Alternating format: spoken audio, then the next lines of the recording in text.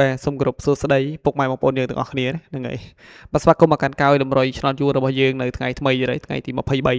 ចំថ្ងៃអាទិត្យចំតួតែម្ដងណាហើយសម្រាប់លេខតម្រុយវិញផងដែរគឺថាមានបានត្រៀមរួចរាល់ដូចគ្នាហ្នឹងហើយដើម្បីចែកជូនពុកម៉ែបងប្អូនយើងទាំងអស់គ្នាតែម្ដងបាទក៏លេខទៅមើលតម្រុយថ្ងៃចាស់វិញគឺថាយ៉ាតម្រុយមានចូលហ្នឹងមកយើងបាទចូលលេខធំគុណទៀតហើយបាទមានឲ្យ152វាចេញបាទហ្នឹងហើយ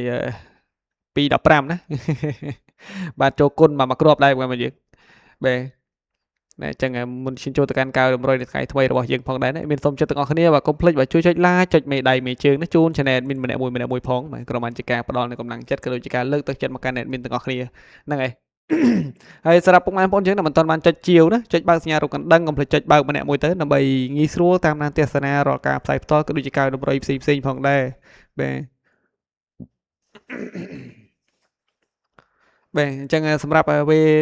ណែម៉ោង2លេខណា2លេខរបស់យើងឲ្យមានឲ្យបាទ19 43បាទ8 7និង59ណាបាទ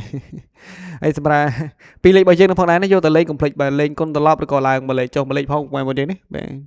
ហើយមានតែងតែផ្ដាំជារឿយតែម្ដងបាទដឹងស្រាប់ហើយតម្រូវមានបាទវាចូលប្រផិតវិញហ្នឹងហើយបាទ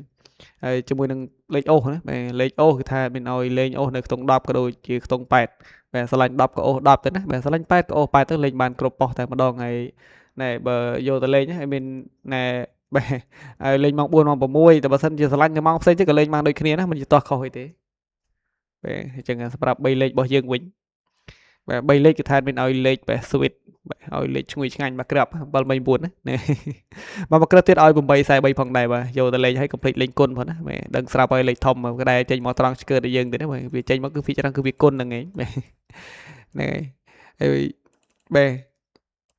មានក៏ជូនពរពុកម៉ែបងប្អូនយើងទាំងអស់គ្នាណាដែលបានជួយលេខតម្រុយពី channel របស់មានយុទ្ធផ្សងសំណាងណាក៏សូមឲ្យបានហេងមកចូលចំទាំងអស់គ្នាតែម្ដងណាបាទហើយហ្នឹងហើយមួយទៀតណាមានក៏ចង់បញ្ជាក់ប្រាប់ដែរថាតម្រុយគឺគ្រាន់តែជាតម្រុយណាមិនមែនជាលទ្ធផលទេបងប្អូនយើងបាទហើយសូមលេខដែលមានទំនួលខុសត្រូវទាំងអស់គ្នាហ្នឹងហើយបាទកុំលេងធំពេកអីបាទលេងល្មមមកឈិលបទូអារម្មណ៍ណាកុំឲ្យវា